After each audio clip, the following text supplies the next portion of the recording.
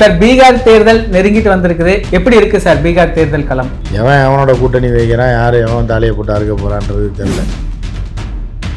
நிதிஷ்குமாரை காலி பண்ணணும்னு முடிவு பண்ணிட்டாங்களா சார்? ஏற்கனவே இவங்களே உலக கொள்ளக்காரங்க யார் பிஜேபி. இவங்களே ஒரு ஆள் சுண்ணாம்பு தரையை வச்சிருக்காப்லன்னா நிதிஷ். திருட்டு பையன் எப்பவுமே திருடன் கத்திட்டு ஓடுற மாதிரி தான். சைனா எடுத்துட்டு அவனே கத்திட்டு ஓடுவான், திருடன். அவர் பார்க்குறவன் குழம்பி போயிடுவான். ஆனால் இவன் திருடனா இல்லை இவன் திருடனை விரட்டிட்டு போறானா, அதுதான் பிஜேபி. ஒரு மீம்ஸ் கண்டென்ட் கொடுக்குறாரு, உருட்டுக்கடை அல்வா. ஒரு ஸ்டேஜ் மேனாவே அவர் வளரலையா சார்? அவர் இன்னும் உயரத்துல தான் 6-5 அடி இருக்காரு. ஆளும் வளரணும், அறிவு வளரணும், அதுதான்டா வளர்ச்சின்னு எம்ஜிஆரை எடுத்துருக்கு பாட்டிலே. ஆனால் இவருக்கு எது மட்டும் வளர்ந்துருக்குன்றது உங்களுக்கு தெரியல. எஸ்ஐஆர் ஒரு பக்கம் கொண்டு வந்திருந்தாங்க, இன்னொரு பக்கம் கிட்டத்தட்ட 75 லட்சம் பேருக்கு 10,000 ரூபாய் கொடுத்துருக்காங்க. ஆமாம், அதுதான் 10,000 அரசு காசு கொடுக்குறாங்க. மொத்தமாக கவரில் போட்டு கொடுக்காம அந்த 10,000தோட இவங்க முடிஞ்சு போயிடும். அவ்வளோதான், பீகார் மக்களை மண்ணை போட்டு முடியும்.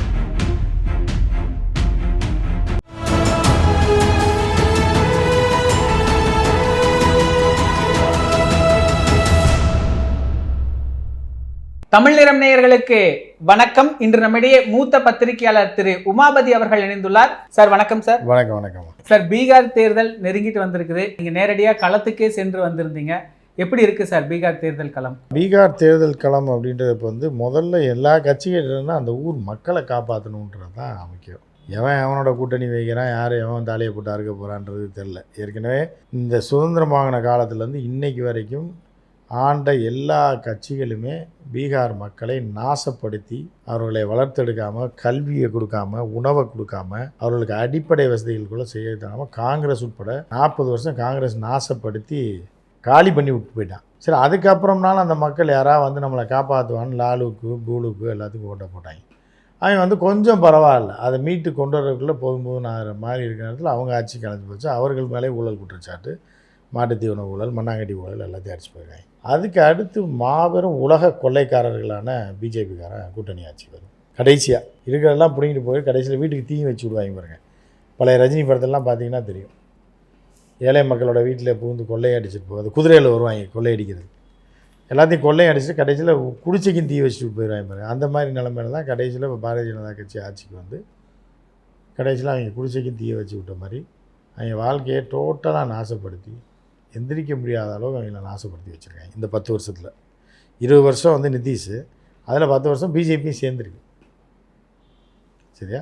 ஸோ இப்படிப்பட்ட நிலைமையில தான் இருக்குது. அந்த மக்களை காப்பாற்ற வேண்டும். மக்கள் யார் காப்பாற்ற போகிறான்றது தான் இப்போதைக்கு என்னென்னா, இந்த எதை தின்னால் பித்தம் தெளியுன்ற மாதிரி தான் அந்த மக்கள் இருக்காங்க. பாவம் இன்னும் கோதுமை உருண்டையை தான் ரொட்டியாக சுட்டு சாப்பிட்ற அளவு கூட வசதி இல்லாமல் மாவை உருட்டி கங்கு கறியில் போட்டு மிளகாயை தொட்டு தின்னுட்டுருக்கு.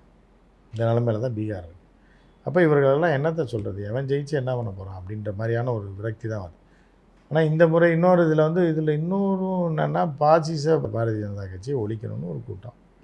ஸோ இப்படிப்பட்ட வார் தான் நடக்கிறத தவிர அந்த மக்களுக்கு எவன் வந்தாலும் நாசம்தான்ற மாதிரி தான் இருக்குது. இப்போ இன்னொரு பக்கம் இந்த கூட்டணியில் நிதிஷ்குமாரை முதல்வர் வேட்பாளராக அமித்ஷா சொல்லலை, தேர்தல் முடிஞ்ச பிறகுதான் சொல்லுவேன்னு சொல்கிறாரு. நிதிஷ்குமாரை காலி பண்ணணும்னு முடிவு பண்ணிட்டாங்களா சார்? நிதிஷ்குமாருக்கு இவ்வளோ நாள் போட்டதே போனஸ்ஸு. எப்படின்னா 243 இடத்துல வெறும் 43 இடங்களை மட்டுமே ஜெயிச்சு ஒரு ஆள் 5 வருஷமாக அசைக்க முடியாமல் சிஎம்மாக இருக்காருன்னா அப்போ எவ்வளோ பெரிய அப்பாட்டக்காராக இருப்பாருன்னு பார்த்துங்க. புரியுதா உங்களுக்கு? ஏற்கனவே இவங்களே உலக கொள்ளக்காரங்க யார் பிஜேபி. எவனால ட்ரம்ப் வரைக்கும் அடித்து காலி பண்ணுவாங்க. ஏன்னா அந்தளவுக்கு பயங்கரமான ஆள். இவங்களே ஒரு ஆள் சுண்ணாம்பு தரையை வச்சுருக்காப்புலன்னா யார்? நிதிஷ். வெறும் 43 இடத்த வச்சு முதலமைச்சராக 5 வருஷம் ஓடிக்கும் போது இவங்க கொலவெறியில் இருக்காங்க. நிதிஷை இதோட அரசியல்லேருந்து தூக்கிடணும், அழிச்சிடணும் அப்படின்னு கூட இருந்தே கூட்டணி போட்ட வா நீ 101 நான் 101 நிற்போம், யார் அதிகமாக ஜெயிக்கிறாங்க. எப்படி யார் அதிகமாக ஜெயித்தாலும் நிதிஷ் தான் சிஎம். இந்த கூட்டணி ஜெயித்தால் நிதிஷ் 25 இடம் கூட வரமாட்டாப்புல, அதிகபட்சம் 25 தான் வந்தாலும் நிதிஷ் நான் தான் சிஎம் சொல்லுவேன், இல்லைன்னா உனக்கு ஆதரவு தர மாட்டேன். அதற்கு மாற்று பிளானை தான் பிஜேபி வேறு பண்ணிகிட்டு. நம்ம ஒரு 90 இடத்துல ஜெயிச்சிட்டோம்னா, ராம்விலாஸ் பாஸ்வான் பையன் ஒரு 20 இடத்துல ஜெயிச்சோம்னா 110,000. புரியுதா? 110 ஆயிடுச்சுன்னா அவர்களுக்கு 243க்கு 122 இடம் வேணும். சரியா? இப்போ 12 இடத்த விலை கொடுத்து வாங்கி நிதிஷ்குமார் கட்சியை உடச்சி நம்ம தூக்கி அந்த ஆள் அதோட நாசப்படுத்திடுவோம் தான் பிளான் பண்ணிகிட்ருக்காங்க.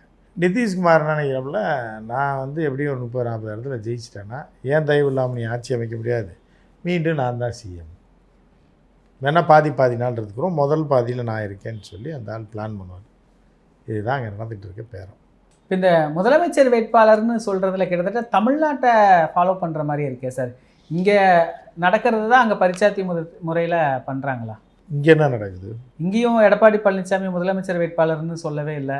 எடப்பாடி பழனிசாமி ஒரு சராசரி மனுஷன் தான். எடப்பாடி பழனிசாமிக்கு தமிழ்நாட்டில் எந்த செல்வாக்குமே கிடையாது. எடப்பாடி பழனிசாமின்ற பேர் டிவியில் பேப்பரில் விளம்பரம் கொடுத்து ஏற்றி வச்சுருக்காங்க. எடப்பாடி பழனிசாமி பல கிராமங்களில் போய் ஃபோட்டோவை காட்டினீங்கன்னா கூட யார் இவரை பார்த்த மாதிரி இருக்கான்னு கூட சொல்ல மாட்டாங்க. அது எந்த கட்சி தலைவர்னு கூட பல பேருக்கு படிக்காதவனுக்கு தெரியாது. ஸோ அதனால் எடப்பாடியை ஏமாற்றி எல்லாம் கேப்சர் பண்ணுன்றது தான் அவரோட எண்ணம். அங்கே நிதிஷ்குமார் ஒரு செல்வாக்கு படைத்த கட்சியில் தனிப்பெரும்பான்மை பெற்ற ஆட்சி, அதுக்கப்புறம் கூட்டணி ஆட்சி, அதுக்கப்புறம் பிஜேபியோட சேர்ந்து ஆட்டையை போட்ட ஆட்சி. இப்போ டோட்டலாக காலியாகி 43 இடங்கள், வெறும் 43 இடத்துல மக்கள் செல்வாக்க டோட்டலாக இழந்து மக்களுக்கு எதிராக, மக்கள் வாக்களித்ததுக்கு எதிரான ஒரு ஆட்சி அங்கே நடந்துக்கிட்டு இருக்கு. அந்த ஆளுக்கு மரியாதையே கிடையாது, அதனால் சிஎம் ஆகக்கூடிய தகுதியும் கிடையாது. வீட்டுக்கு அனுப்பி நான் அடித்து துரத்தில், அவ்வளோதான். இந்த எலெக்ஷனில் அதையும் செஞ்சுருவாங்க, அதை பிஜேபியே செஞ்சிடும். ஸோ அதனால் நிதிஷ்குமார் இந்த முறை வர முடியாது, ஆனால் அடம் பிடிப்பாங்க, இல்லைன்னா சென்ட்ரலில் அவனை கலைச்சி விட்ருவோம் அப்படின்னு. ஏன்னா அவர் நிதிஷ்குமாரை பொறுத்தளவுக்கு ஸ்டேட்டில் நான் 43 இடம் வச்சு நான் பாட்டுக்கு ஆட்சி செஞ்சுட்டு போகிறேன், நீங்கள் மினிஸ்டர் ஆகுங்க, கொள்ளையடிச்சிங்க, என்ன வேணாலும் பண்ணிங்க, ஆனால் முதலமைச்சர் நான் தான். டெல்லியில் இல்லைன்னா நான் உங்களுக்கு ஆதரவு தர மாட்டேன் அப்படின்றத சொல்லாமல் சொல்லக்கூடிய ஆள் தான். இப்போ இந்த டைம் என்ன பண்ணாங்க, டெல்லியில் உள்ள 12 எம்பிக்கள் இருக்காங்கல்ல, அவர்களை சந்திரபாபு நாயுடுக்காக விட்டு வச்சுருக்காங்க. இல்லைன்னா இதை உடச்சோம்னா சந்திரபாபு நாயுடு சுதாரிப்பாயிருவாரோன்றதுக்காக இப்போ விட்டு வச்சுருக்காங்க. ஆனால் ரொம்ப மோசமாக போய் 25 இடம் ஜெயிச்சு நான் தான் முதல்வர்னு சொன்னால் நிதிஷ்குமாரை உடச்சிருவாங்க. அந்த பக்கம் பீகாரில் நிதிஷ்குமாரை, இந்த பக்கம் எடப்பாடி பழனிசாமி, 2 பேர்த்தையும் முடிக்கிறதா உங்களுடைய கேட் பிளான் அப்படி வச்சுக்கலாமா சார்? அது ஏற்கனவே இப்போ நீங்கள் கேட்குறீங்க, அதான் 1 வருஷத்துக்கு முன்னாடி அதான் நம்ம சொல்லிகிட்டு இருக்கோம். எடப்பாடியை ஒழிச்சு கட்டுறதுக்கு தான் ஒன்று மாற்று ஆளை போடுவாங்க, இல்லைன்னா எடப்பாடியோட அரசியல் வாழ்க்கை ஏற்கனவே முடிஞ்சு போயிடுச்சு. இனி ஒழிச்சு கட்டுறதுக்கு ஒன்றும் இல்லை, எடப்பாடியோடைய அரசியல் வாழ்க்கை முடிந்து விட்டது. இப்போ அவராக காசு இருக்கிறதுனால வண்டி எடுத்துகிட்டு சுற்றிட்டு இருக்காரு, புரியுதா உங்களுக்கு? அவர் அரசியல் வாழ்க்கை முடிஞ்சிச்சு. இன்னொரு பக்கம் இந்த காங்கிரஸ் தேஜஸ்வி இன்னும் இழுபறியாகவே இருக்குது. தொகுதி பங்கீடு, கூட்டணி பேச்சுவார்த்தை. காங்கிரஸ் இவ்வளோ தூரம் மண்ணாக போய் நாசமாக போனதுக்கு காரணமே இந்த மாதிரியான ஒரு நடவடிக்கை தான், புரியுதா உங்களுக்கு? அது இன்னும் மோசமாக போகிறதுக்கான வேலையை செஞ்சு கொண்டிருக்கு. இந்த மாதிரி செஞ்சு தான் காங்கிரஸ் காணாமல் போச்சு பல மாநிலங்கள். ராஜஸ்தானில் காங்கிரஸ் தான் ஜெயிக்க வேண்டியது, உள்குத்து வேலையை பார்த்து உள்ளுக்குள்ளேயே உடச்சி விட்டாங்க. மத்திய பிரதேசில் இப்படி தான் நடந்துச்சு. குஜராத்து மோடி அந்த காலத்தில் ஜெயிக்கிறதுக்கு காரணமே காங்கிரஸ் உட்கட்சி சண்டை, அந்த மாநிலத்தை படு கேவலமாக வைத்திருந்தது தான் காரணம். ஸோ இப்போ இன்னும் திருந்தாமல் காங்கிரஸ் பீகார்லேயும் இந்த வேலையை செஞ்சுன்னா இதோட காங்கிரஸை போட்டு போச்சிருவாங்க.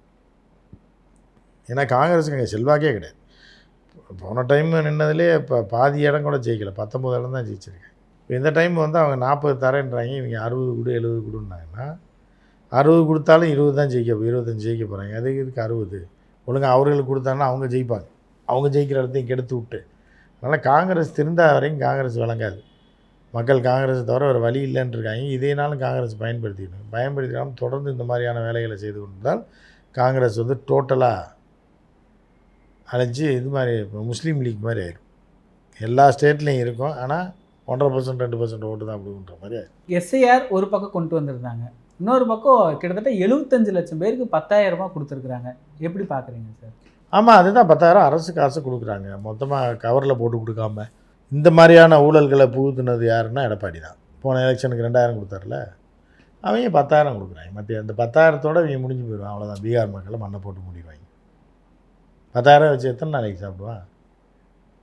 5 வருஷத்துக்கு ஒரு 10 லட்சம் கோடி அடிச்சுட்டு போயிடுவாங்க. அரசு காசே கொடுத்து அரசு காசே அடிச்சுட்டு போகக்கூடிய ஒரு திட்டம் தான் பிஜேபியோட திட்டம். அதனால் பிஜேபி இந்தியாவில் இருக்கிற வரைக்கும் இந்தியா வரக்கூடாது. ஏன்னா இலவசங்களுக்கு எதிராக பேசினவங்க கிட்டத்தட்ட 7 லட்சம் கோடி இப்படி கோடியாக கொட்டி கொடுக்குறாங்களே. ஆமாம், அதை நீங்கள் புரிஞ்சுங்க, அவ்வளோதான். தான் நீங்களே சொல்லிட்டீங்களே, இலவச கொடுக்குற எதுக்குறான் அப்படின்னா திருட்டு பையன் எப்போவுமே திருடன் கத்திட்டு ஓடுற மாதிரி தான். செயினை திட்டம் அவனே கத்திட்டு ஓடுவான், திருடன். அவன் பார்க்குறவன் குழம்பி போயிடுவான். ஆனால் இவன் திருடனா இல்லை இவன் திருடனை விரட்டிட்டு போகிறானா? அதுதான் பிஜேபி. அதை மக்கள் புரிஞ்சுக்கணும். இப்போது கண்ணுக்கு தெரிஞ்சே 7 லட்சம் கோடி, இந்த பக்கம் ஆந்திராவுக்கு நலத்திட்டம், தமிழ்நாட்டுக்கு ஒன்றும் பண்ணலை. இப்போ இதை அசம்பிளியில் பேசினா இதெல்லாம் எதுக்கு அசம்பிளியில் பேசுகிறீங்க அப்படிங்கிறார் எடப்பாடி பழனிசாமி. இல்லை, எடப்பாடி பழனிசாமி ஒரு டயர் நக்கி அடிமை தானேங்க. அப்புறம் இதை பேசாமல் அவர் எப்படி வாழ முடியும்? அவர் வாழணும்னு உயிரோடு இருக்கணும் வாழணும் அப்படின்னாலே இந்த மாதிரி எதையாவது பேசினா தானே அவர் உயிரோட அரசியலில் வச்சுருப்பாங்க. உயிரோட மீன்ஸ் அரசியலில். அதனால் எடப்பாடியார்லாம் ஒரு என்ன பண்ணுறது. ஒரு வருஷத்துக்கு முன்னாடி இவரே தான் சொன்னார் எதுவுமே பிஜேபி செய்யலைன்னு. இப்போது இந்த ஒரு வருஷத்துக்குள்ளார இவர் மறுபடியும் சொல்கிறாரு பிஜேபி நமக்கு எவ்வளோ செஞ்சுருக்குது பார்த்தீங்களா அப்படின்னு பேசுகிறாரு. எடப்பாடி மாதிரி ஒரு துரோகியை, தமிழின விரோதியை, அடிமுட்டால இந்த உலகத்திலே பார்க்க முடியாது. அப்படி ஒரு அரசியல்வாதி இந்த உலகத்தில் எடப்பாடியை தவிர இன்னொரு ஆள் ஒருத்தர் இருக்கார். யாருன்னு பார்த்தீங்கன்னா அது எடப்பாடி தான். ஸோ அது மாதிரி எடப்பாடி மாதிரியான ஒரு ஆகப்பெருண்டு பார்க்க கூட நீங்கள் உலகத்திலே பார்க்க முடியாது. இப்போ அவர் பேசுகிறதெல்லாம் பேச்சுன்னு சொல்லி நம்ம உட்காந்து பேசிகிட்டு இருந்ததுனால அதே கேவலம். ஸோ எடப்பாடியார்லாம் ஒரு ஆகப்பெரும் கூவை. எடப்பாடியை பற்றி பேசுகிறதே வேஸ்ட்டு. நீங்கள் முன்னமே சொல்லியிருந்தீங்க சார், அவர் எதிர்க்கட்சி தலைவர், அதிகமான சீட் எடுத்திருக்கிறாரு, எதிர்க்கட்சி தலைவர், அதுக்குன்னு ஒரு பொறுப்பு இருக்குது. ஆனால் ஒரு மீன்ஸ் கண்டென்ட் கொடுக்குறாரு, உருட்டுக்கடை அல்வா, ஒரு ஸ்டேஜ் மேனாகவே அவர் வளரலையா சார்? இல்லை, அவர் வளரவே இல்லைன்ற இப்போ ஸ்டேஜ் மேனாக வளரலையா? அவர் இன்னும் உயரத்தில் தான் 6-5 அடி இருக்கார். ஆளும் வளரணும், அறிவு வளரணும், அதுதான்டா வளர்ச்சின்னு எம்ஜிஆரே அவர் சொல்லுங்க பாட்டிலே வருது. ஆனால் இவருக்கு எது மட்டும் வளர்ந்துருக்குன்றது உங்களுக்கு தெரியும், எல்லாருக்குமே தெரியும். ஸோ அதனால் இவரை பற்றி பேசுகிறதே தமிழ்நாட்டுக்கு பிடிச்ச கேடு தான், நம்ம நேரத்துக்கு பிடிச்ச கேடு காலம். ஆனால் எடப்பாடியாரெல்லாம் ஒரு தவளைப்பாடியாக பார்க்கலாமே தவிர ஒரு மீம் கண்டென்ட் தான் எடப்பாடியை ஒரு தலைவனாலாம் பார்க்க முடியாது. அவர் ஒரு மீம் கண்டென்ட். அந்த பாஜக கூட இருக்கிறவங்களும் சரி, எடப்பாடி அவர்கள் கூட இருக்கிறவங்களும் சரி, ஒரு சோசியல் மீடியா கண்டென்ட் கொடுக்குற ஆட்களாக தான் இருக்கிறாங்களா? அந்த மாதிரி சோசியல் மீடியா வாழணுமா இல்லையா? எப்படி சோசியல் மீடியாவை நீங்கள் நானும் யூடியூப்பை நடத்துறது? ஏதாவது கண்டென்ட் கொடுத்தா தான் நடத்த முடியும். இப்போ கண்டென்ட் கொடுத்தவங்களுக்கு எதிராகவே நீங்கள் கேள்வி கேட்டிங்கன்னா நான் என்ன பதில் சொல்லுவேன்? ஏன்னா அவர்கள்லாம் நம்மளுடைய இது மாதிரி நமக்கு கஸ்டமர் மாதிரி, அவங்க வாடிக்கையாளர். அவங்கெல்லாம் கண்டென்ட் கொடுத்தா தான் நம்ம கண்டென்ட்டே போட முடியும். அப்படிப்பட்டவங்களே நம்ம பகிர்ச்சிக்க முடியாது தொழிலில். அதனால் அரசியலில் வேணால் அவர்களை விமர்சனம் செய்யலாம் தவிர நம்ம கண்டென்ட் கொடுக்குறதே அண்ணாமலை, அப்புறம் இவர் நம்ம பாஜக மாநில தலைவர், அப்புறம் எடப்பாடி பழனிசாமி, இவங்க தான் நம்ம கண்டென்ட் கொடுக்குறவங்க. நீங்கள் அதுலேயும் வெடி வச்சு விட்றாங்க அப்படின்றது தான் நம்ம பார்க்க முடியும். இப்போ இன்னொரு பக்கம் இந்த அண்ணாமலை தனி கட்சி விவகாரம் இன்றைக்கி கூட திருநெல்வேலி தனி கட்சியில் அவர் ஆரம்பிக்கலைங்க. அவர் நயினார் நாகேந்திரனை வெறுப்பேற்றுறதுக்காக அவங்க பாருக்கு எழுத்தாப்பில் ஒரு கொடியை கட்டி விட்ருக்காப்புல. அது டாக்காக க்ரியேட் ஆகும், அதை வச்சு 2 நாளைக்கு. அது கண்டென்ட்டு தானே. இப்போ கண்டென்ட்டாக பாருங்கள், கட்சியாக பார்க்காதீங்க. அது கட்சி கிடையாது. சும்மா வேட்டி துணியை கிழித்து அதுக்குள்ளே அண்ணாமலை படத்தை ஒட்டி ஏதோ வச்சுருக்காங்க. வச்சு இவரை வெறுப்பேற்றுறதுக்கு யாரை? நயினார் நாகேந்திரனை வெறுப்பேற்றுறதுக்காக ஒரு பாருக்கு முன்னாடி கொண்டு போய் பேனர் கட்டி வச்சுருக்காங்க. அதுதானே வெளியே, அது கட்சியெலாம் கிடையாது. பிஜேபிக்கு எதிராக அவர் உள்ளடி வேலை செய்கிறாருன்னு தொடர்ந்து பிஜேபிக்கு எதிராக இல்லை, நயினார் நாகேந்திரனுக்கு எதிராக உள்ளடி வேலை. யார் அந்த தலைமை பதவிக்கு வந்தாலும் அவங்களுக்கு எதிராக உள்ளடி வேலை செய்கிறது தான் அண்ணாமலையோட வேலை.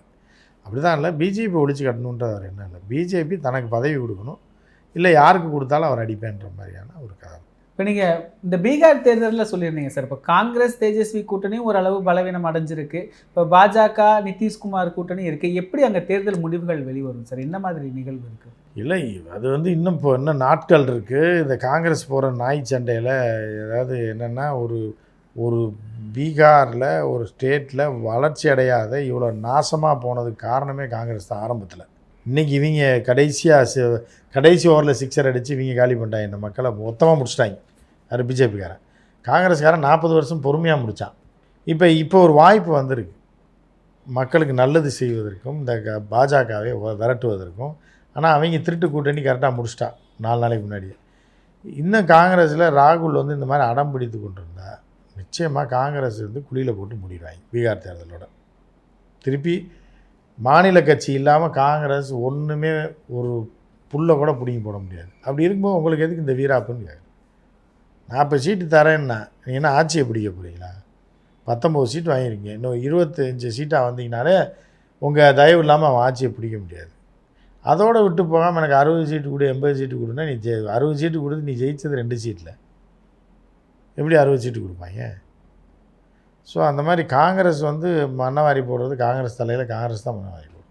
அந்த மாதிரி தான் பார்க்க போய்ட்டு. இப்போ இந்த பீகார் தேர்தலை வச்சு தமிழ்நாட்டு அரசியலை ஓரளவு கணிச்சிடலாமா சார்? எப்படி பார்க்க? தமிழ்நாடு அரசியல் வேறு, பீகார் அரசியல் வேறு, அதுக்கு எதுக்கு சம்மந்தமே இல்லை. ஆனால் பீகாரோடைய வெற்றி தோல்வி இந்தியா முழுவதும் ஒரு மாற்றத்தை ஏற்படுத்தும். பிஜேபிக்கு ஒரு நெருக்கடி. பிஜேபி தோத்தா ஆட்சிக்கு வர முடியலன்னா பெரிய நெருக்கடி ஏற்படுத்தும். அதை புரிந்து கொள்ளாமல் காங்கிரஸ் இது ஸ்டேட் எலெக்ஷன் தானே, நான் எங்களுக்கு சீட்டு கொடுன்னு சொல்லி அடம் பிடிச்சிக்கிட்டு இருக்காங்க. அவங்க தலையிலே அவங்க மண்ணவாரி போட்டு குழியில் விழுந்து சாக போகிறாங்க. இந்த பீகாருடைய தேர்தல் நிலவரத்தின் அடிப்படையில் தான் எல்லாருமே என்ன சொல்கிறாங்கன்னா, பீகார் தேர்தல் முடிஞ்சதுக்கு அப்புறம் தான் தமிழ்நாட்டோட அரசியல் நிலவரங்கிறது மாறும், அதை வச்சு தான் இங்கே கூட்டணிகள் எல்லாம் சரி செய்யப்படும் அப்படின்னு எல்லாம் பேசிக்கிறாங்க. அதில் ஏதாவது வாய்ப்பு இருக்கா சார்? ஆமாம், இப்போ ஒரு ஆயாப்பா வந்து சமையலுக்கு போடுறீங்க, பாத்திரம் விளக்கிட்டு இருக்குன்னு வைங்க, பாத்திரம் விளக்கிட்டு தானே சமையல் பண்ண முடியும். நீங்கள் அதுக்குள்ளே என்ன சோறாக்குன்னா முதல்ல பாத்திரத்தை விளக்கி தட்டுக்கிட்டெல்லாம் கழுவி வச்சுட்டு தான் சமையலே ஆரம்பிக்கும். இந்த மாதிரி தான் பீகார் தேர்தல்ன்றது பாத்திரம் கழுவிட்டு இருக்காங்க, அந்த பாத்திரத்தை கழுவிட்டு தான் இங்கே வருவாங்க தமிழ்நாட்டுக்கு. அதனால் இடையில வர மாட்டாங்க, அந்த தேர்தல் முடிஞ்சதுக்கப்புறம் தான் வருவாங்க. அந்த மாதிரி தான் பார்க்கணுமே தவிர அவங்களுக்கு ஒன்றும் வெட்டி முறிக்கிற வேலைலாம் அங்கே கிடையாது. இப்போ அந்த டென்ஷனில் இருக்காங்க, இப்போ அதை முடிச்சுட்டு இப்படி வரும். நிகழ்கால அரசியல் குறித்து பல தகவல்களை பகிர்ந்து கொண்டதுக்கு நன்றிங்க சார். இதே போன்று நிகழ்கால அரசியலின் சாரம்சங்களை அரசியல் ஆளுமைகளின் நேர்காணல் வழியே தொடர்ந்து காண தமிழ் நிறம் வலையொலியை சப்ஸ்கிரைப் செய்யுங்கள். தங்களின் மேலான கருத்துக்களை கருத்துளை பெட்டியில் பதிவிடுங்கள். நன்றி, வணக்கம்.